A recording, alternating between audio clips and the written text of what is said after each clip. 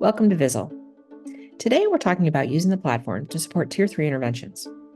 We're going to do a little bit of why Vizzle for this population of students, talk about personalized learning, data-driven instruction, and end with a quick Vizzle demonstration. When we're talking about supporting Tier 3, we're talking about highly individualized and intensive instruction and assistance, targeting that 1 to 5% of students with the most significant needs. That means we need to have a diverse set of tools in our toolkit to assess and instruct. These are some of my favorite ways to use Vizzle for this population of students. First, differentiated core academics. You'll find that we have 3 different levels. And if you're supporting students in Tier 3, they could be using any of these 3 levels of instruction depending on their individual student needs. You can target IEP goals, including life, social, and transition vocational skills, IEP progress monitoring, of course, core subject reporting, and accessibility is always important to make sure our students are working as independently as possible. Let's start off with just thinking about inclusive practices. When using Vizzle, we're going to think about our flexible daily scheduling. What are the core subjects that we need to cover? What are the extras we need to cover? Independent work time or one-on-one time with our students. Having that schedule set for the new year is important. And then Vizzle can be used as a tool to support these different structures and environments. Create a map that demonstrates a flexible, universally designed environment. So I love to have a group workspace. We want to have individual workstations. Depending on the students that you're working with, that classroom environment can set you up for success. Making sure that we're supporting those IEP goals and objectives into our instruction is important. You need to have that data at the end of the day. Thinking about that core curriculum as well. So picking a strategy for inclusive practices when planning, and Vizzle can make this happen. We have 3 lesson libraries that we want you to explore for your students in the classroom. So first is our core academics. We have K-12 standards aligned content that cover the 4 core subjects. What's great about this is you can go up and down. Everything is vertically aligned. So if you have students that are in a self-contained classroom, so 3 or more grade levels below, you're able to go in and access the entire K-12 curriculum to find their entry point and move them forward with a level that is meaningful for them. We also have a skills suite curriculum that's grade banded, targeting life skills, social, transition, and vocation. We want to make sure we have instruction for that whole well-balanced plan. And last but not least, we have Vizzle Classic. This is a great way to go and create your own playlist, find supplemental activities to really practice and generalize. So you're working outside of our sort of small suggested list of lessons. Example, maybe you have a student that's working on identifying numbers or matching number to set. You can find lessons that are organized by topic, but you can go into Vizzle Classic and find lots of extra reinforcing activities to make sure that the student has that stick and click moment. All of our libraries, when you search, save, and assign, automatically track data. They can all be printed, which is very important for this population. Sometimes we need that tabletop activity. So if you're doing group instruction, each student can have a printed copy of an instructional text with questions that it's set at their individual instructional level. You can edit anything, create your own playlist, and we'll talk about personalized profiles in just a moment. I think it's important to know that you can get creative. Everything in Vizzle can be edited, and you can create your own content if you want to. So if there's a specific topic or subject, you should always feel free to go in and create your own lessons and activities. But we're going to get you started with more than 55,000 lessons to support your students in the classroom. We always want to reflect on that evidence-based practices and research basis in the background and know that Vizzle is always supporting those universal design for learning principles. So what does that look like? Well, you want to make sure you get to know your students academically. What are their strengths and their learning styles? We want to make sure that we're meeting where they are and moving them forward. That's where that vertical alignment comes in handy as well with those 3 levels of differentiated instructional text. You can assess, instruct, and generalize in any classroom. So as you go through and you look at our topics, know that we always start with sort of a series of lessons. You're going to do a quick pre-assessment. We can have direct instruction around vocabulary and core content, generalization activities, and always do a quick reassessment to see how the student is doing. But know that you can modify this list and choose what activities are appropriate for your students in the classroom. When we talk about leveled lessons, this is really important. We don't want to make the assumption that all students are a certain level in our class. When you're looking at the levels, know that level 1 is the highest level of text and comprehension. It's closest to grade level, usually with text choices. You can have text to speech on, so if the student just needs to have that audio reinforcement, it's easy to do. Our level 2 takes it down from a page to a paragraph of text, and 3 visual choices. When you move from a level 2 to a level 3, it takes it down to a sentence or 2 and gives 2 choices with an identical picture match. Certain students have certain levels for certain subject areas, so don't feel like you have to use the same thing for all of your students. It's very easy to assign different levels to different kids in the classroom. And that's what we want. We want it to be completely customizable.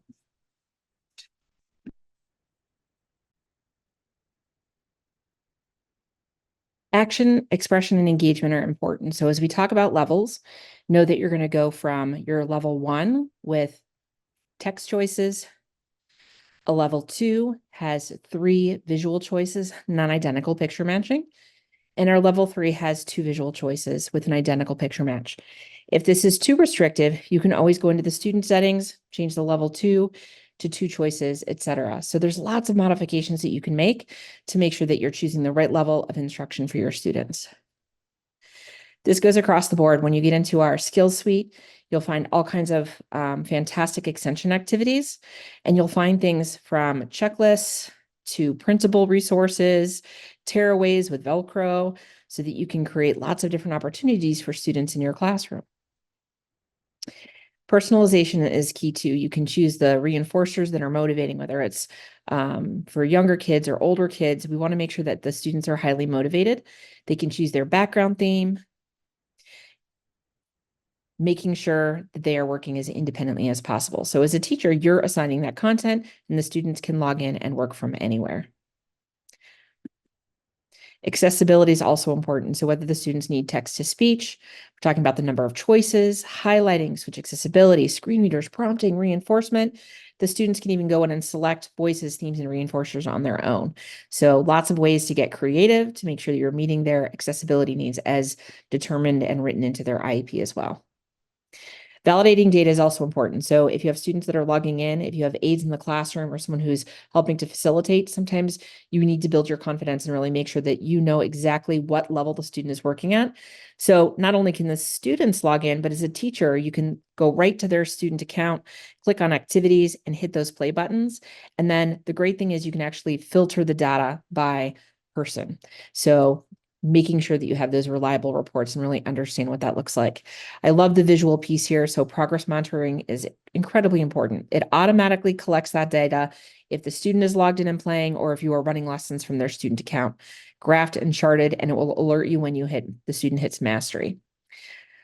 This is the part I was talking about in terms of filtering. So you can go into our reporting section and you can always filter out any date range. So whether it's a quarterly report or an end of the year IEP review, all of those pieces are important. Filter by the person, you can filter by the goal or objective. You have all of this customization at your fingertips to really help understand that student learning journey. If you have questions about individual activities, you can drill all the way down to the item level to see what the student got wrong. Are they always clicking on the one on the left?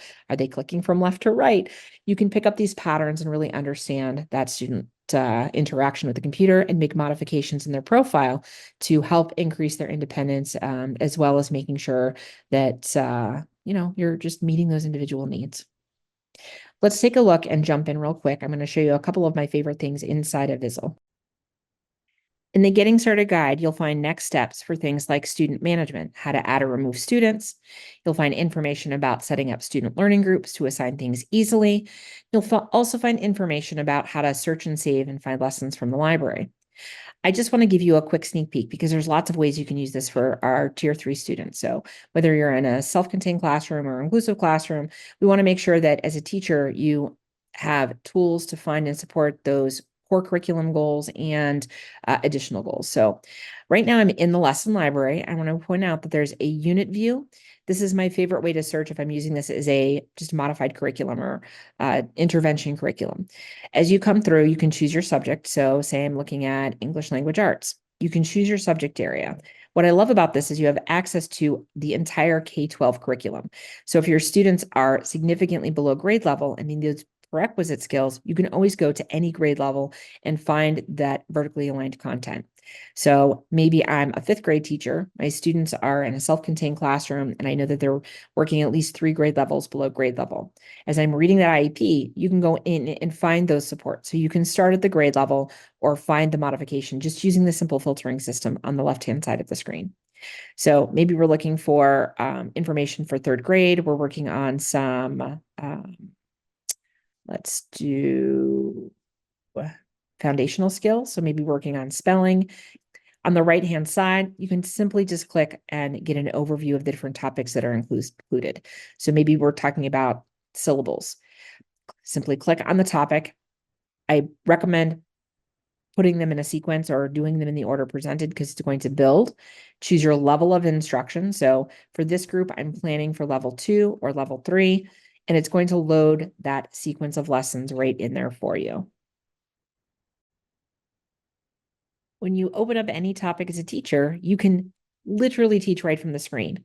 So if you want to do a sequence of lessons in order, so maybe I want to start with the vocabulary, just click the teach button. And your administrators will also know that you're working on direct instruction from these tabs as well.